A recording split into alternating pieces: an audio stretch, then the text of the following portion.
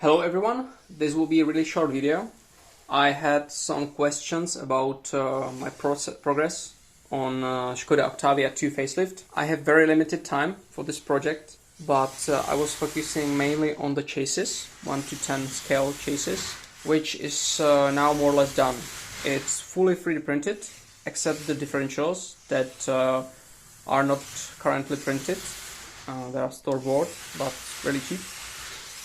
The chassis works really nice. It's surprisingly durable, even when you take in mind that it's fully printed from the GPLA. But I tried some really hardcore tests and it survived. This is not the full available speed. I have 2000 RPM motor installed right now.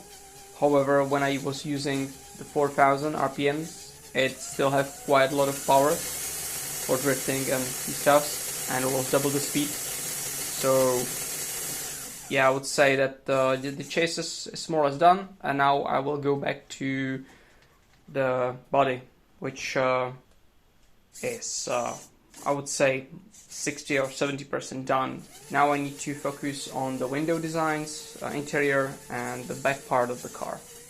Okay, stay focused. I hope that next update will come much sooner than this one.